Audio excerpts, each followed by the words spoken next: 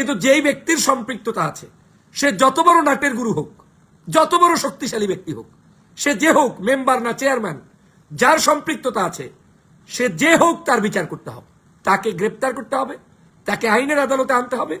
এখানে কোনো ছাড় নাই। আসসালামু আলাইকুম। সুপ্রদর্শক, আপনারা জানেন যে লক্ষ্মীপুরে বিএনপির একজন নেতা, সাবেক কাউন্সিলর, তিনি মাহফিল বন্ধ করে দিয়েছে, বাধা দিয়েছে। কারণ জামাত ইসলামের একজন নেতা ডক্টর রেজাউল করিম, যিনি বাংলাদেশ জামাত ইসলামী ঢাকা মহানগরী উত্তরের সেক্রেটারি, তাকে প্রধান অতিথি হিসেবে রাখা হয়েছে, তাই সেখানে মাহফিল করতে দেয়নি, বাধা দিয়েছে, আপনারা জানেন।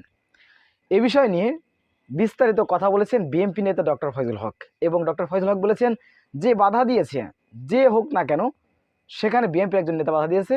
এই ডক্টর ফয়জুল হক বলেছেন যে মাহফিলে বাধা দিয়েছে, মাহফিল হতে দেয়নি, তাকে অতি দ্রুত গ্রেফতার করে আইনের আওতায় আনতে হবে। আমরা বিস্তারিত বিএনপি নেতা ডক্টর ফয়জুল হকের মুখ থেকে জেনে আসবো। বিসমিল্লাহির রহমানির রহিম।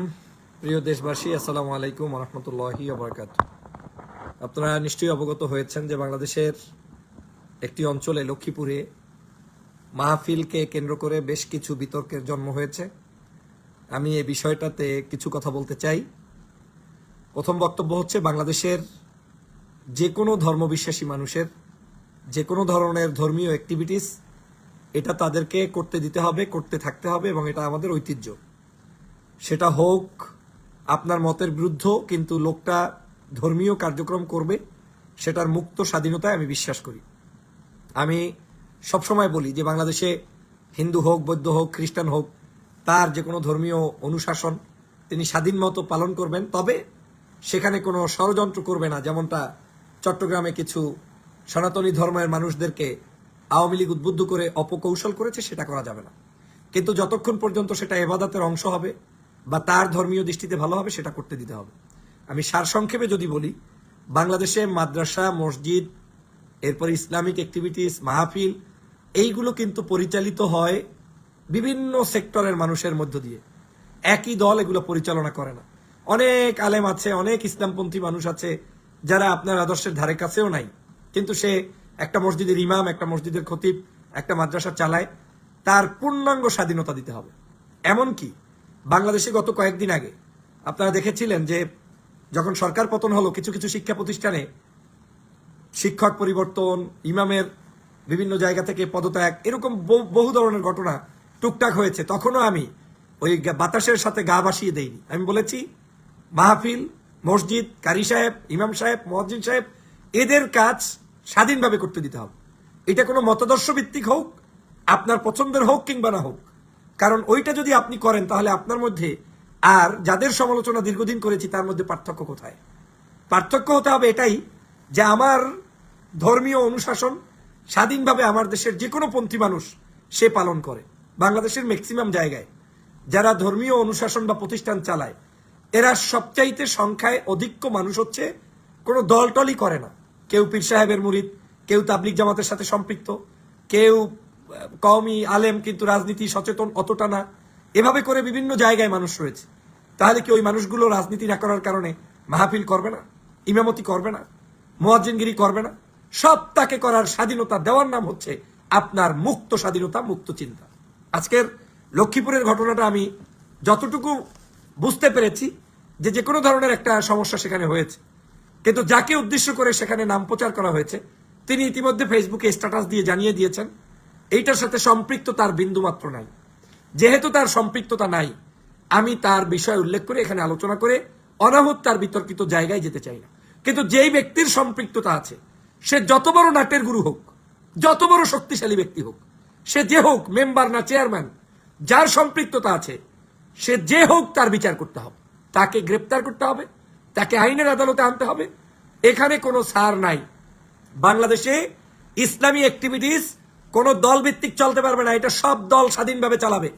সে জামাত ব্যাকগ্রাউন্ডের হন, তাবলিগ ব্যাকগ্রাউন্ডের হন, পীরশেদ ব্যাকগ্রাউন্ডের হন, আলিয়া ব্যাকগ্রাউন্ডের হন, কারি সাহেব হন, মুয়াজ্জিন সাহেব হন, এই ধর্মকর্ম নিয়ে কেউ কোনো বাড়াবাড়ি কেউ করতে পারবে না। স্পষ্ট বার্তা, যে করবেন তার বিরুদ্ধে আমরা কথা বলবো, আপনি কথা বলবেন, জনগণ। তবে এটাও মাথায় রাখতে হবে যাতে কারো বিরুদ্ধে অন্যায়ভাবে কোনো নাম উচ্চারণ করে কাউকে বিতর্কিত করা না হয়। এই যে কয়েকদিন আগে একটা মেয়ের সম্পর্কে একটা মা হত্যা হয়েছে, সন্তানের নাম আমরা জানতে পেরেছি যে ফ্রিজের মধ্যে ওই সন্তান নাকি মায়ের লাশকে টুকরো করে ফ্রিজে রেখেছে। আমরা কিন্তু সবাই সিসি করেছি। আওয়ামী লীগের অনেকেই সেখানে কিন্তু প্রতিবাদ পর্যন্ত, মানে কি বলে, ওই যে বলতেছিল যে ওই ছেলেটা সমন্বয়কদের ওই যে আন্দোলনে ছিল, তাকে খারাপ চরিত্র হিসেবে জাতির কাছে উপস্থাপন করতে চেয়েছে। কিন্তু পরক্ষণেই দেখা গেল পুলিশ বলল যে এই মাকে হত্যা করেছে দারোয়ান না কি বলে পড়শি, তার পারিবারিক অন্য জায়গা থেকে, কিন্তু ওই সন্তান সেখানে সম্পৃক্ত নয়। অথচ এই যে সন্তানকে যে তাহলে বিতর্কিত করে একটা খারাপ ফেস করে দেওয়া হলো, এটা তো জাতির জন্য, আমাদের দেশের জন্য অত্যন্ত খারাপ। এখন এটা বাংলাদেশের একটা প্রচলিত ধারা হয়ে গিয়েছে। যেহেতু আওয়ামী লীগ মিথ্যাচার করত, ওই মিথ্যাচারের ধারাটা এখনো কিন্তু শেষ হয়ে যায়নি পুরোপুরি, কারণ মানুষ অভ্যস্ত হয়ে গিয়েছে। আওয়ামী লীগ আমলে চরিত্র এরকম ছিল, একজন ব্যক্তি অন্যায় করে নাই তারে অন্যায়কারী বানাই দাও। যেমন মামুনুল সাহেব অন্যায় করে নাই, ধর্ষণ করে নাই, তারে বলল ধর্ষণকারী। কাকে দিয়ে? আপন স্ত্রীকে দিয়ে। এই যে মিথ্যাচার, জনগণ তো নিশ্চিত যেদিন মামুনুলকে গ্রেপ্তার করছে অন্তত পক্ষে 30-40% মানুষ তো বিভ্রান্ত হয়েছে। যারা একেবারে ইমান ওনার উপরে অনেক বেশি, যে না উনি এটা করেই নাই, সেটা ভিন্ন হিসাব, কিন্তু সাধারণ মানুষ তো বুঝেছে যে মামুনুল সাহেব নিশ্চয়ই কোনো খারাপ কাজ করা লোক। অথচ এই মিথ্যাচারের কি প্রয়োজন ছিল? শেখ হাসিনা পর্যন্ত সংসদে এই মিথ্যাচার করেছে। সে কারণে আমি বলছি যে এই জমানায় প্রচুর মিথ্যাবাদী হচ্ছে, মিথ্যাচার হচ্ছে। আপনারাও মিথ্যার সাথে গা ভাসিয়ে দিয়ে কোনো একজন জাতীয় নেতাকে কিংবা ছোট কোনো মানুষকেও অপমান অপদস্থ করবেন না, করা যাবে না, করতে দেয়া হবে না। তবে কোনো ব্যক্তি যদি ধর্মীয় যে কোনো ধরনের আয়োজনের ব্যাপারে কোনো ধরনের মানে ষড়যন্ত্র করে বন্ধ করে, সে বিএনপি হোক, আওয়ামী লীগ হোক, জামাত হোক, তাবলিগ হোক, হেফাজত হোক, দাড়ির নামে হোক, টুপির নামে হোক, ডাইরেক্ট প্রতিবাদ করবেন। কারণ এই দেশে ধর্মপ্রাণ মানুষদের স্বাধীন কর্ম পরিকল্পনা নেয়ার সুযোগ করে দেয়ার আমরাই সেজন্য সুযোগ করে দিতে হবে, এবং আমাদেরকে অবশ্যই সে ব্যাপারে সতর্ক থাকতে হবে। আমি সেজন্য বলছি, কোনো চক্রান্তে ফাঁদে তারা যেমন দিবেন না, কারো ইজ্জত সম্মান নষ্ট করার জন্য আপনি ওই দল একটা করেন বিধায় বলতে হবে উল্টা তাই বলতে হবে না, এই চিন্তাবাদ দিতে হবে। বাংলাদেশে এখন জাতীয় ঐক্য দরকার। বাংলাদেশে এখন মানুষদের মধ্যে, সকলের মধ্যে একটা ভ্রাতৃত্বের বন্ধন দরকার। কি কারণে, কারা কোন জায়গা থেকে আপনার সাথে আরেকজনের সাথে সম্পর্ক নষ্ট করে দিতে চায়, সেটার ব্যাপারে আপনি যদি সতর্ক না থাকেন, তাহলে আগামী দিনের রাজনীতিতে, সমাজনীতিতে আমাদের জন্য কঠিন পরিস্থিতি অপেক্ষা করছে। অতএব প্রিয় সহযোদ্ধা ভাইরা, আমি দুটো জিনিস ক্লিয়ার করলাম। প্রথম বক্তব্য আবারও শুনে নিবেন। যত বড় শক্তিশালী হোক, যে দলের হোক, যে মতের হোক, ধর্মীয় কোনো কার্যক্রম কেউ বন্ধ করতে পারবে না, সেটা আমার স্পষ্ট বাণী। আবার কারণ আমি মিথ্যাচার করে ওই যে সন্তানের কথা বললাম, যে মাকে হত্যা করে নাই, কিন্তু সারা দেশবাসী জেনে গেলেন ওই সন্তানই হত্যা করেছে, অতএব তিনি তো হত্যা করেন নাই। এই ধরনের মিথ্যাচারেও যাতে প্রলুব্ধ হয়ে যে আমি জামাত করি তাই প্রচার করো, আমি বিএনপি করি তাই প্রচার করো, আমি হেফাজত করি তাই প্রচার করো, ফয়জুল ভাই অমুক দল করে তাই সমস্যা কি, তার পিছনে লাগিয়ে যাও, এই মানসিকতা পরিহার করতে হবে। কারণ সত্যকে সত্য বললে আজ আপনি হয়তো একটু ছোট থাকবেন, একদিন আপনি অনেক বড় হতে পারবেন। কারণ সত্যবাদীর কোনোদিন মৃত্যু হয় না, সত্যের কোনোদিন পতন হয় না। কিন্তু মিথ্যা কথা বলে কাউকে ঘায়েল করা, কাউকে ক্ষতিগ্রস্ত করা, সেটাও কোনো রাজনৈতিক নেতা কিংবা আদর্শ আমাদের হওয়া উচিত নয়। এ ব্যাপারে আমাদের সতর্ক থাকতে হবে। অতএব মাহফিল চলবে, মসজিদ চলবে, আমাদের ইমামতি চলবে, মাদ্রাসার শিক্ষকদের শিক্ষকতা চলবে, ধর্মীয় অনুশাসন মেনে চলার জন্য উৎসাহবাঞ্চক খুতবা চলবে। সেই খুতবা যে দেবে সে শস্যি না, না চর্মনাই, না আপনার রেসাবাদ, না অন্য ধারার, এইটা আমাদের দেখার সুযোগ নেই। বরং আমরা যারা রাজনীতি করছি, আমাদের উচিত হবে প্রত্যেকটি মার্কাজকে, প্রত্যেকটি দিনই কার্যক্রমকে সব জায়গায় আমরা সহযোগিতা করব, দল মতের ঊর্ধ্বে উঠে এই কাজগুলো করব। আশা করি আমার ভাইয়েরা বুঝতে পেরেছেন। এবং আজকের যে ঘটনাটি ঘটেছে, সে কারণেই আমি আর নাম উচ্চারণ করে বারবার এই জিনিসটাকে বিতর্কের জায়গায় যেতে চাই না। আমি শুনেছি, আমি দেখেছি, এবং আমি বুঝতে পেরেছি যে এখানে একটা মিসলিডিংও হয়েছে, মিসআন্ডারস্ট্যান্ডিংও হয়েছে।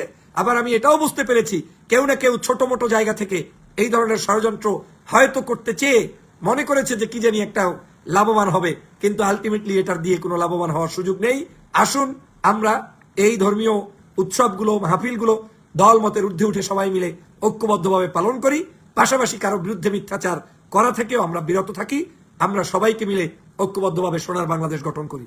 ভালো থাকবেন, সুস্থ থাকবেন। আল্লাহ হাফেজ। আসসালামু আলাইকুম ওয়া রাহমাতুল্লাহি ওয়া বারাকাতুহু। সুপ্রদর্শক, ডক্টর ফয়জুল হকের এই বক্তব্যটি আপনারা কিভাবে দেখছেন? অবশ্যই আপনাদের মূল্যবান মন্তব্য কমেন্ট বক্সে জানাবেন। সবসময় সত্য নির্ভেজাল তথ্য পেতে স্বাধীন বাংলা ইউটিউব চ্যানেল সাবস্ক্রাইব করে আমাদের সাথে থাকুন। আসসালামু আলাইকুম রহমতুল্লাহি ওয়া বারাকাতুহু।